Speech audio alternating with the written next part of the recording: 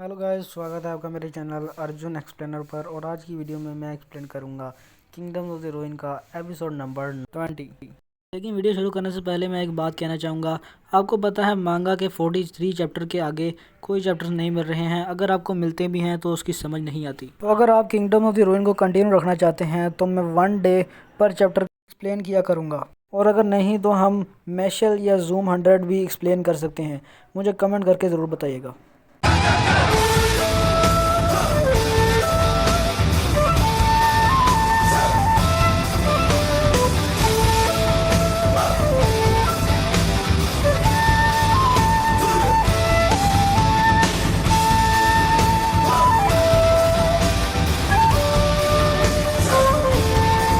Episode की starting में hydra Adonis से कहता है, तुम साइंस से इतनी नफरत करते हो लेकिन अब तुम साइंस पर ही निर्भर हो ताकि तुम उसकी आंखें ठीक कर सको। कहते हुए डॉक्टर हाइड्रा उसे अपने साथ ऊपर लेके जा रहा होता है ताकि वो सर्जरी कर सके। हाइड्रा फिर कहता है, क्या ये इसलिए है क्योंकि तुम्हारी जो ह्यूमन फीलिंग्स हैं वो विचेस की साइड पर है, या फिर तुम उसकी आंखें ठीक करके उसके लव मैजिक को यूज़ करके ह्यूमैनिटी को डिस्ट्रॉय करना चाहते हो। तो एडोनिस कहता है, अगर तुम्हें यह पता भी हो तो फिर क्या। डॉक्टर अड्रा कहता है, कुछ नहीं, मैं कुछ नहीं करूँगा। मैं नहीं चाहता कि जिन्हें मैंने ठीक किया है तुम उन सबको मार दो। एडोनिस कहता है, ये एक गुड चॉइस थी। वैसे जब मैंने तुम्हें सुबह देखा था तो तुम ऐसे तो नहीं लग रहे थे। हाइड्रा कुछ मेडिसिन को कच्चा चबा जाता है और फिर से चेंज हो जाता है अपने हैंडसम वाले रूप में। एडोनिस भी ये देखकर हैरान हो जाता है। हाइड्रा जब अपना कोट फेंकता है तो वो पूरी तरह अपने हैंडसम वाले लुक में आ जाता है। उसके बाद एडोनिस ड्रोका को लिटा देता है और हाइड्रा उसकी सर्जरी शुरू कर देता है। ड्रोका अभी भी बेहोश होती है। उसके बाद वो अपने उस आर्गोनॉइड से, जिसमें आंखें, नाक और मुंह, कान होते हैं, उसमें से एक आंख को मशीन के ज़रिए बाहर निकालता है और एक डब्बे में लाकर हिलाने लगता है। उसके बाद वो इन दो आंखों को रख देता है। उसके बाद एडोनिस हाइड्रा से पूछता है, तुम्हारा ये आर्गोनॉइड तुमने आखिर से कैसे बना लिया। हाइड्रा कहता है, मुझे लगा था तुम हार्टलेस होगे, लेकिन ये तो सरप्राइजिंग है।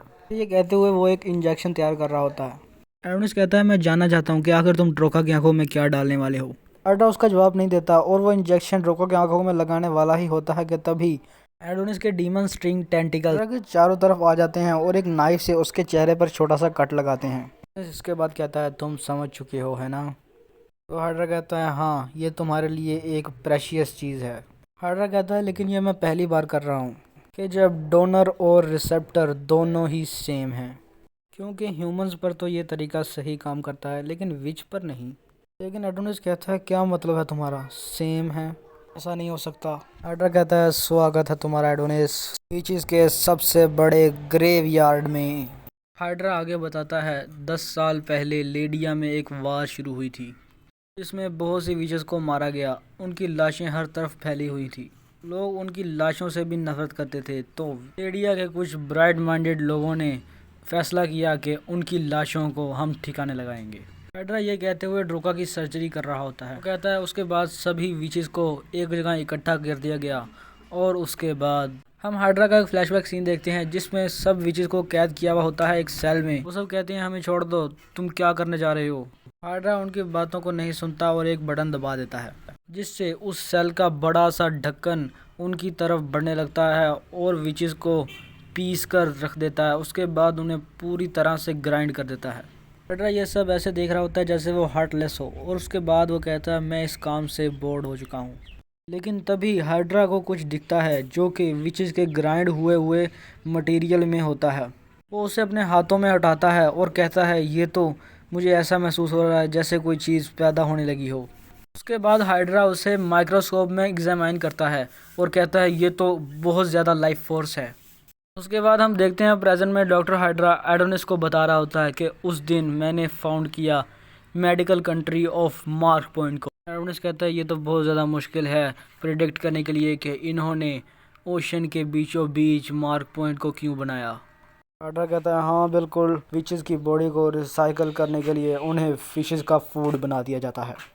एडोनिस को क्लोई की याद आने लगती है तो वो कहता है, क्लोई की बॉडी, क्या वो भी यहाँ प्रोसेस्ड हुई होगी। उसके बाद हम देखते हैं डॉक्टर हाइड्रा अपनी सर्जरी पूरी कर लेता है और कहता है एडोनिस से, एडोनिस, मैंने ये तुम्हें बताया है कि आखिर कैसे medical country mark point found की गई। तुम इसे किसी को मत बताना। क्या होगा अगर ये लोगों को पता चल गया कि उनकी जो आंखें ठीक हुई हैं या कुछ भी ठीक हुआ है वो विचेस की लाशों से हुआ है। और मैंने ड्रोका के साथ अभी अभी क्या कर दिया। एडोनिस ये सुनने के बाद डॉक्टर हाइड्रा को अपने डीमन स्ट्रिंग टेंटिकल से पकड़ लेता है और जल्दी से ड्रोका के पास आ जाता है। वो ड्रोका से कहता है जल्दी अपनी आंखें खोलो। ड्रोका अपनी आंखें खोलती है। उसे ऐसा लग रहा होता है कि उसकी आंखें ठीक हो गई, लेकिन ड्रोका कहती है मुझे अभी भी कुछ नज़र नहीं आ रहा। वो एडोनिस के फेस को पकड़ कर कहती है क्या ये तुम हो एडोनिस? थैंक गुडनेस तुम ठीक हो। एडोनिस ये देखकर चिल्लाता है बैस्टर्ड। एडोनिस बहुत गुस्से से कहता है हाइड्रा मुझे बताओ आखिर तुमने इसकी आंखों में क्या डाला है? तो हाइड्रा कहता है फेक आंखें। मैं कभी भी एक विच को ठीक नहीं करूँगा। मैं विचेस की बॉडी से विचेस को ट्रेड नहीं करूँगा। और हम एक नेशन हैं। लेडिया जल्द ही यहाँ पहुँचता होगा। एडोनिस को बहुत ज़्यादा गुस्सा आ जाता है और वो कहता है मर जाओ हाइड्रा। इसके बाद एडोनिस के टेंटिकल्स बहुत ज़्यादा बड़े होने लगते हैं और हाइड्रा की बॉडी को तोड़ मड़ोड़ कर रख देते हैं, जिससे हाइड्रा की बॉडी में हर तरफ से खून निकल रहा होता है। हाइड्रा मरते मरते कहता है तुम्हारी बीमारी जो कि है रिवेंज, उसके लिए मेरे पास एक ही प्रिस्क्रिप्शन है कि तुम अपनी काइंड को माफ़ कर दो एडोनिस। उसके बाद एडोनिस के टेंटिकल उसमें से सारा खून निचोड़ देते हैं और हाइड्रा की डेथ हो जाती है। और हम देखते हैं एडोनिस और ड्रोका की तरफ कुछ सोल्जर्स बढ़ रहे होते हैं। एडोनिस कहता है चलो जल्दी यहाँ से चलते हैं और वो ड्रोका का हाथ पकड़कर तेज़ी से विंडो की तरफ भागने लगता है। और हम देखते हैं कुछ सोल्जर्स उन पर शूट कर देते हैं, लेकिन एडोनिस की स्पेल की वजह से उन्हें कुछ नहीं होता और वो भागते रहते हैं। जैसे ड्रोका ने एडोनिस का हाथ पकड़ा हुआ होता है, एडोनिस को याद आता है क्लोई ने भी एक बार उसका हाथ ऐसे ही पकड़ा हुआ था और वो क्लोई से कह रहा था कि मैं तुम्हें प्रोटेक्ट करूँगा क्लोई।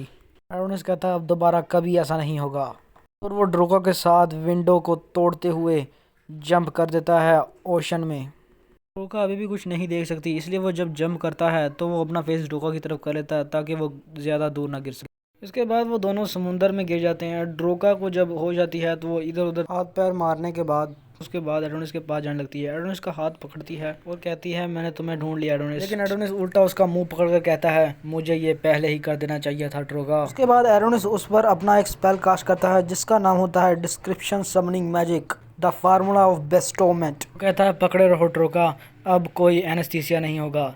ड्रोका कहती है आखिर तुम कर क्या रहे हो? उसके बाद एडोनिस उसकी तरफ देखता हुआ कहता है मैं तुम्हें अपनी एक आंख देने वाला हूँ ड्रोका। ड्रोका कहती है रुको, तुम ऐसा क्यों कर रहे हो? तुम इतनी दूर क्यों चले गए? मैंने तो कभी तुमसे नहीं पूछा।